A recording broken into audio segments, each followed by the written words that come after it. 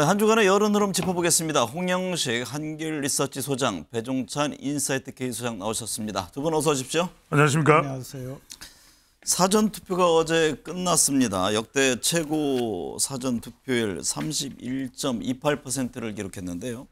여야 각각 높은 사전투표율에 대해서 자신들에게 유리하다 이런 입장입니다. 홍영식 소장님 어떻게 보셨어요?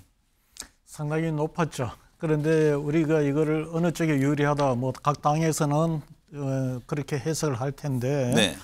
이거를 유불리를 놓고 보려면 이렇게 보셔야 될 것 같아요.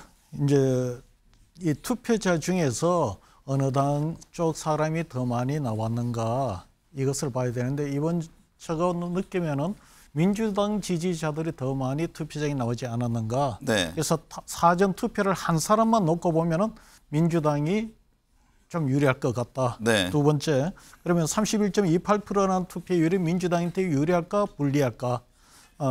이것도 제가 볼 때는 좀 높습니다. 네. 높아서 전체적으로 지금 사전 투표의 투표율 그 추이가 높아지는 추세이긴 해도 31.28이라면은 민주당한테 좀 더 유리하지 않을까 이렇게 네. 봅니다. 배준찬 수사님은 어떻게 보셨어요? 네, 지난 시간에 우리 시사 스페셜을 통해서 제가 말씀드렸습니다. 사전 투표율이 35% 이상 매우 높다면 그러면 민주당이 유리하다는 해석이 나올 것이다. 반대로 30% 미만으로 기대치보다 못 미치는 사전 투표율이 나온다면 우리 국힘이 해볼 만하다는 판단이 나올 것이다. 그 이야기는 31.3% 아니겠습니까? 그 이야기는 지금의 투표율은 여전히 양쪽 다 주장을 내세우는 정도의 투표율이기 때문에 지금 제가 이제 사전투표 현장도 좀 취재를 해봤습니다. 네. 그랬더니 연령대도 좀 골고루 나왔다라는 이야기가 나오기 때문에 아직까지는 본투표의 투표율 그리고 어느 세대별 투표율이 더 높은가도 지켜봐야 될 것 같습니다. 여론조사 기관들은 그 나름대로 분석을 하지 않았을까요? 진행을 하고 있습니다. 이미 진행을 하고 있죠. 그러니까 저희들이- 추측할 게 아니라 내가 보기에 어느 정도 결과치를 갖고 있을 것 같은데. 전국 단위는 아니고 몇몇 지역들을 조사를 해보고 있는데 네. 전체적인 트렌드가 민주당 지지자들이 더 많이 나가는 것 같습니다. 네.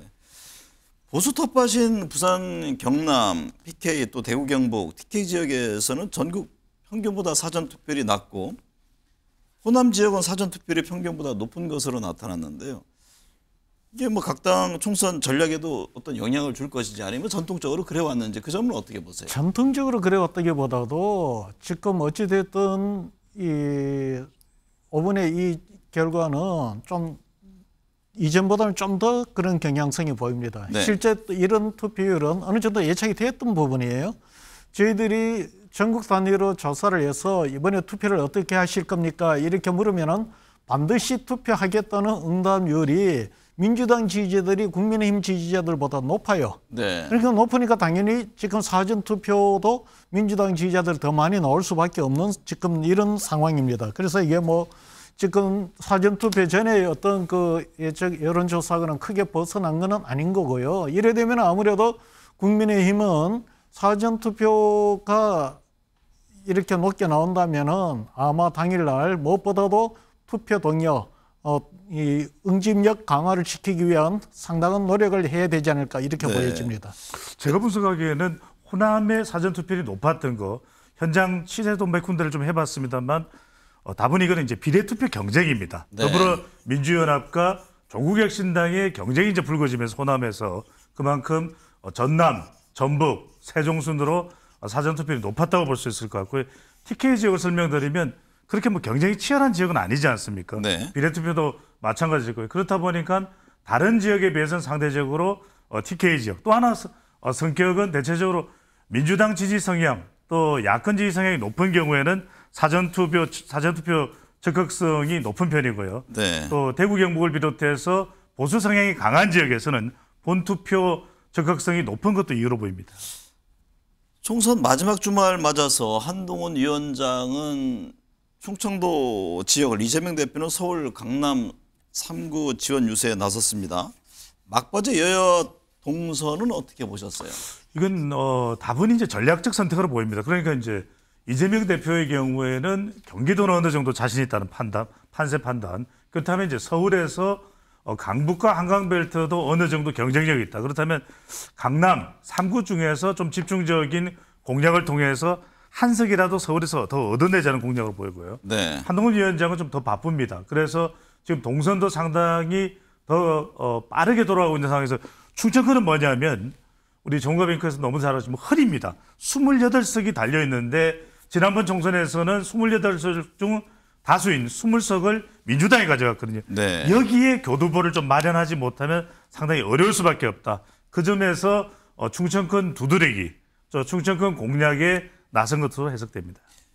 지역구 254곳 중에서 50에서 55곳이 격전지를 보고 있는데요. 많은 전문가들이 의석수 예측을 합니다. 제가 두 분께도 질문을 드립니다. 이번 총선 각 당 의석수 어떻게 예상하시는지 준비된 판넬에 적어주시고 그 배경을 좀 간단히 설명을 들어보도록 하겠습니다. 홍 소장님. 저는 민주당이 더 많이 확보를 할 것 같고 한 165석 내외. 165석 내외요? 예. 네. 국민의힘은 105석 내외 정도가 되지 않을까 이렇게 네. 보여집니다. 일단 민주당은 수도권에서 강세를 띠고 있습니다. 네. 수도권에서 강세를 띠고 있고 반면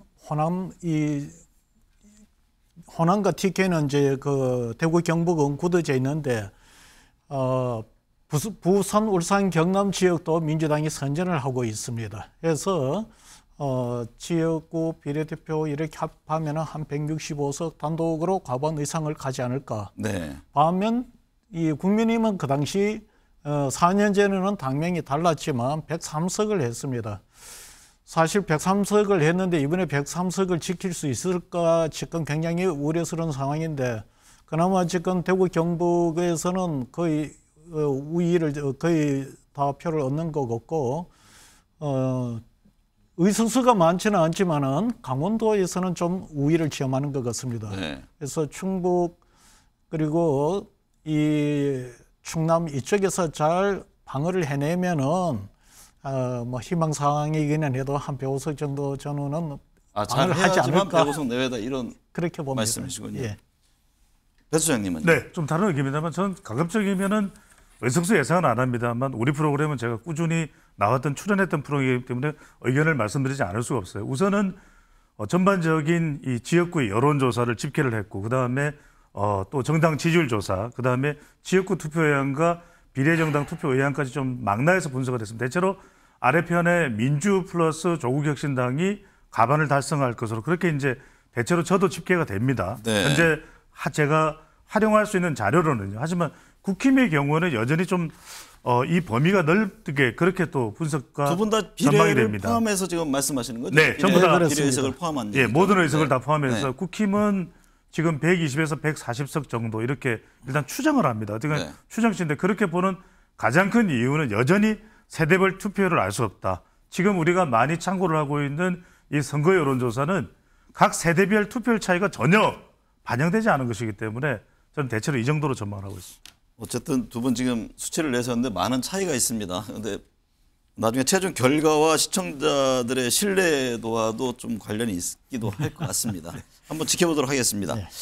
홍 수사님, 서울 광진 의뢰의 경우 넥스트 리서치에서는 고민정 민주당 후보가 48%, 오신환 국민의힘 후보가 43%로 오차범위 접전을 벌였고 입수수 조사에서는 고 후보가 48%, 오 후보가 39%를 기록했습니다. 예, 9%포인트 차죠. 이러면 오차범위를 좀 벗어났다고 그러니까 볼 수가 표심으로 그럼 있는데. 전체적으로 어떻게 봐야 그래서 합니까? 양쪽 다 지금 보면은 고 후보가 좀 앞서요. 네. 앞서고 이렇게 있는데 제가 보건대는 지금 이 선거 막판에서 제일 큰 문제가 이게 그 사전 투표할 때도 이야기를 했지만은 국민의힘의 지지층이 민주당 지지층보다도 투표하는 그 의향이 좀 낮아요. 네, 강도가 좀 낮다. 이 그러면 말씀이군요. 이런 지금 여론조사가 이렇게 나오면은 이 여론조사보다도 민주당 후보가 좀 더 유리할 수가 있어요. 그러니까 이 정도 지지율 5%, 9%포인트 정도 차이가 나면은 아무래도 이런 지역은 고민정 후보가 당선될 확률이 여론조사보다도 더 높을 가능성이 있습니다. 네. 배 수장님, 경남 양산 의뢰의 경우 넥스트 리서치에서는 김두관 후보가 48%, 김태호 국민의힘 후보가 46%로 오차범위 접전이고요. 여기도 입소스 조사에서는 김두관 후보가 49%, 김태호 후보가 41%를 기록했습니다. 그렇습니다. 네. 어느 후보의 승리가 점쳐집니까? 글쎄요, 저는 여기서는 어느 후보가 당선이 됐다고 하더라도 이상할 것이 없을 겁니다. 그런데 저는 이제 제가 강조해드리는 부분이 이 부분인데 앞서 저는 홍 소장님하고 조금 의견 차이가 있는 것이 대체적으로 자동응답 조사에서는 진보 진영 또 민주당 지지층들이 더 많이 수적으로도 표집이 돼요. 저는 이런 부분들 좀 눈여겨볼 필요가 있다. 또 하나는 40대 지지율이 민주당 후보자들이 워낙 높게 나오는데 그렇게 40대 투표자들이 그렇게 투표율이 높을 것인가 이 부분도 저는 간과할 수가 없고 오히려 저는 김두관 후보가 선거 여론조사에서는 다소 앞서가는 결과를 보인다 하더라도 실제 결과는 김태호 후보와 김두관 후보가 그 누가 이기더라도 그 차이는 매우 좁거나 아니면 실제 선거 여론조사와는 다른 결과를 저는 볼 수도 있을 것으로 보입니다. 네, 홍현식 소장님, 충남 공주부여 청양 경우 박수현 민주당 후보, 정진석 국민의힘 후보 서로 상당히 지금 팽팽한 조사 결과가 나오는데요. 남아있는 기간 동안 민심 흐름은 어떻게 예측하십니까? 자, 이런 지역은 우리가 아무리 해석하고 예측을 해도 진짜 예측하기가 어렵습니다. 네. 보통 우리가 이거는 투표 개표가 완료가 돼야만이 이거는 알 수 있는 지역구라고 볼 수가 있습니다. 여론조사상으로는 박수현 후보가 정진석 후보가 3포인트 뒤지는 경우 있고 또 42% 동일이 나온단 말입니다. 그렇습니다. 조금 전에 제가 말씀드렸듯이 설사 민주당 후보가 좀 더 결집력이 있다 손치더라도 민주당 지지층이 결국은 그것도 사실 다 상쇄가 되어버릴 수밖에 없어요. 이 경우는 여론조사상으로 놓고 보면 사실상 동일로 봐야 됩니다. 그러면 어떻게 되겠어요? 이 막판에 어느 쪽이 더 집중력, 이 조직의 그 힘이 더 강한가 네. 여기에서 판결이 나지 않을까 이래 보여집니다. 저는 이건 좀 반드시 좀 추가적으로 말씀드려야 될 것 같습니다. 공주, 부여, 청양은 다른 지역에 비해서 고연령자 분포가 많은 지역입니다. 네. 그렇다면 과연 그들의 충분한 여론조사가 자동응답 조사를 통해서 포함됐을까?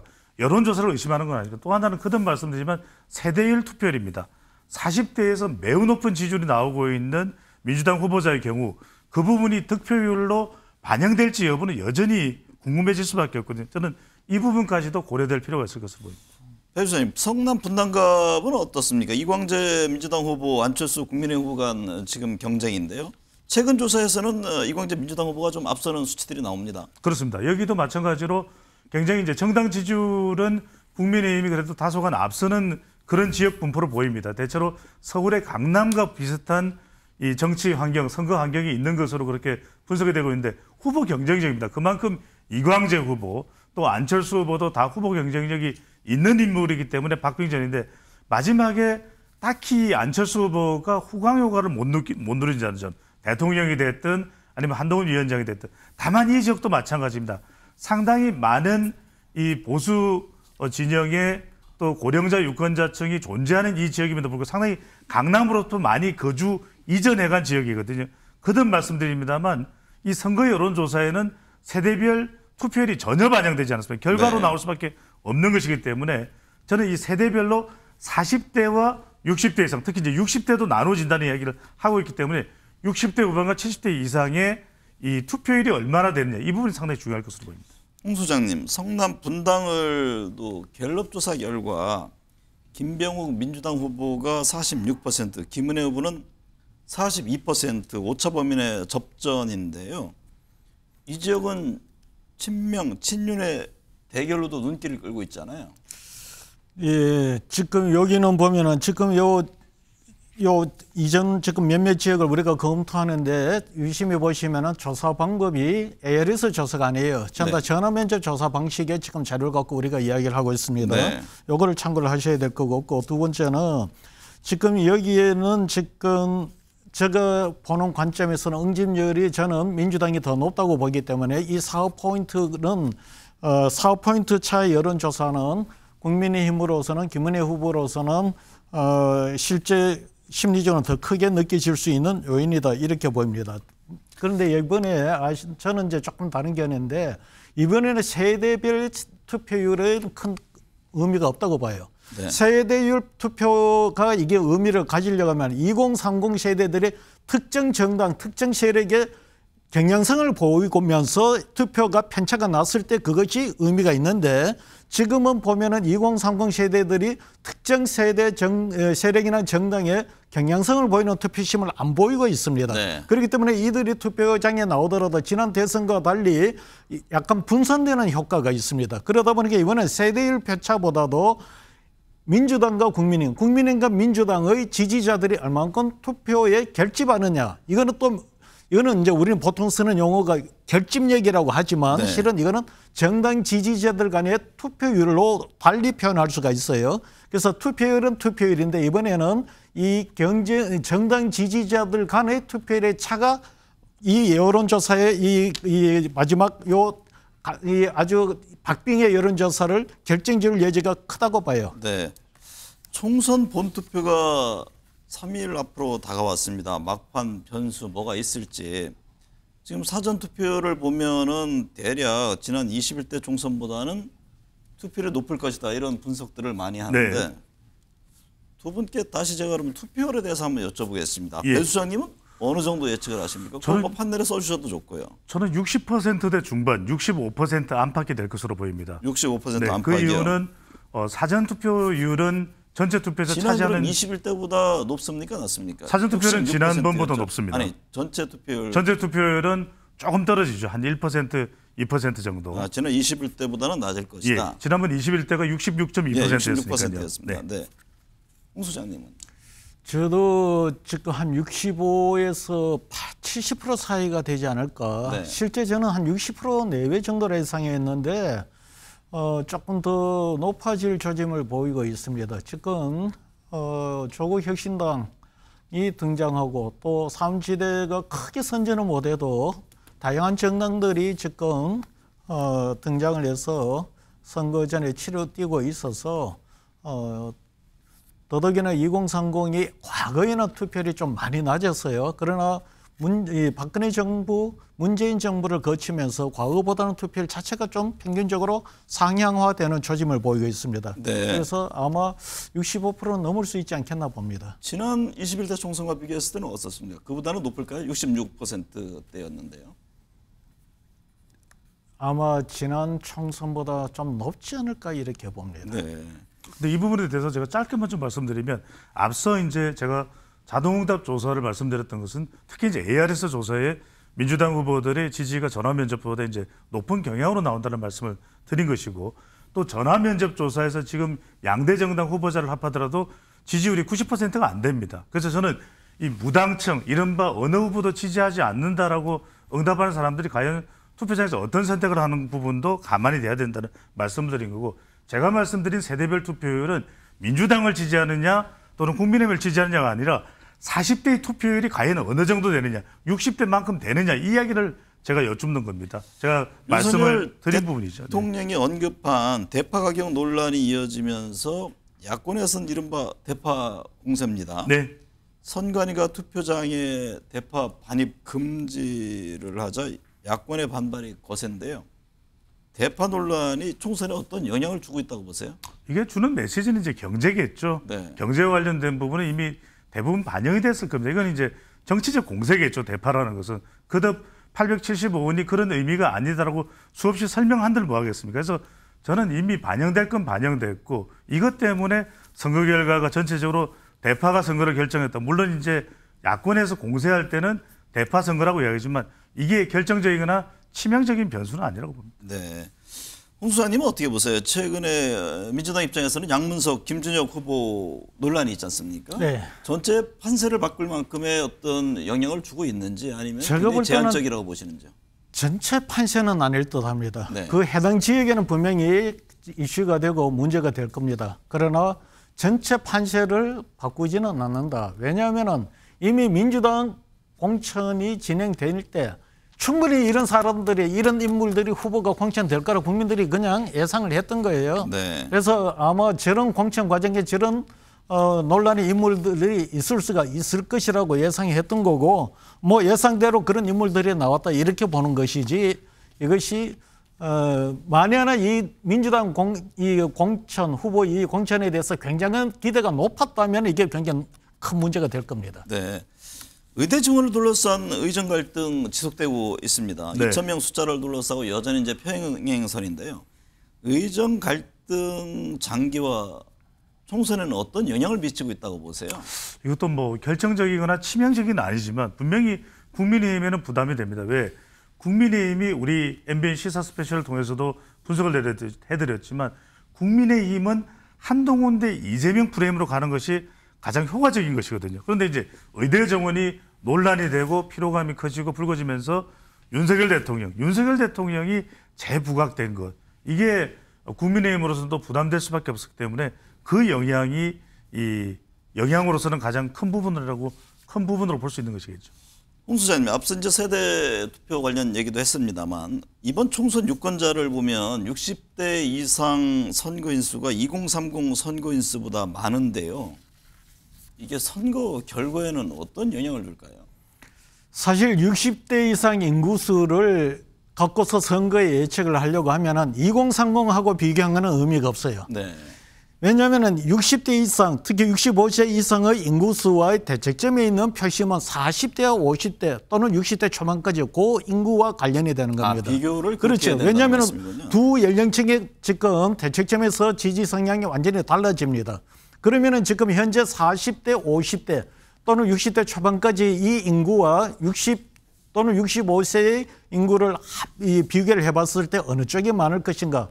제가 볼 때는 60대 인구가 내가 볼 때 한 3분의 2 정도밖에 되지 않아요. 네. 그래서 지금 사실은 이 60대 이상의 그 보수의 지지를 많이 받는 보수층은 65세 이상뿐만 아니고 20대, 30대의 일정 부분의 지지를 끌어내야만이 선거에 이길 수가 있는 겁니다. 네. 그래서 그게 지난 대선 때 이준석 전 대표가 이야기하는 세대 포이론이었거든요. 그런데 지금 이번에는 그게 작동이 되지 않습니다. 사실 그것이 지금 이번에 국민의힘이 선거에서 고전하는 가장 큰 원인 중에 하나로 보시면 될 것 같습니다. 네. 선거 전에 여론조사 결과 공표 금지 기간인데요, 지금. 이전에 조사와 큰 차이가 납니까? 아니면 그 흐름대로 대체적으로 갑니까? 조금의 차이는 있는 것 같습니다. 그러니까 한 3월 27일 또 28일 이 자리 공식 선거 운동 기간이 변한 것은 대체로 민주당이 3월 중순 무렵부터는 좀 치고 나가는 기세가 앞서 나가는 낙동강 벨트도 그렇고 한강 벨트, 그런데 또 공식 선거 운동 기간이 지나면서는 조금 위기감에 따른 결집도 있습니다. 마지막 발표된 각종 여론조사들도 그런 면에서는 국민의힘이 반등은 하고 있는데 얼마나 쫓아갈 수 있느냐가 관건이 되겠죠. 네. 서로 공격에 초점을 맞추다 보니까 지금 정책 대결 사라진 모습입니다. 총선 이후 각 시나리오별 상황은 어떻게 점치고 계세요? 그거는 뭐 결국은 각 당이 얼마의 의석수를 확보하느냐가 관건이겠죠. 그래서 제가 보건대는 과반을 확보하느냐, 과반을 확보하는 단독으로 하느냐, 아니면은 여권 진영으로서 과반을 하느냐, 그 문제가 있는 거고, 승리하는 쪽에서 놓고 볼 때 과반 다음에는 아마 180석, 그 다음 200석이 중요할 겁니다. 네. 180석은 패스트트랙과 관련된 문제고 200석은 견저지선이니까요. 그러나 이제 여기서 한마디 말씀드리고 싶은 거는 국민의힘의 경우는 이런 수치하고는 좀 다른 개념으로 봐야 될 부분이 있습니다. 지금 한 120몇 석인데 제가 볼 때는 국민의힘은 물론 과반을 하면은 승리를 하고 좋겠죠. 그러나 전국 주도권을 잡는다라고 놓고 본다면은 제가 볼 때는 130석 대도 가능하지 않을까 이래 봐요. 네. 오늘 두 분 말씀 감사합니다.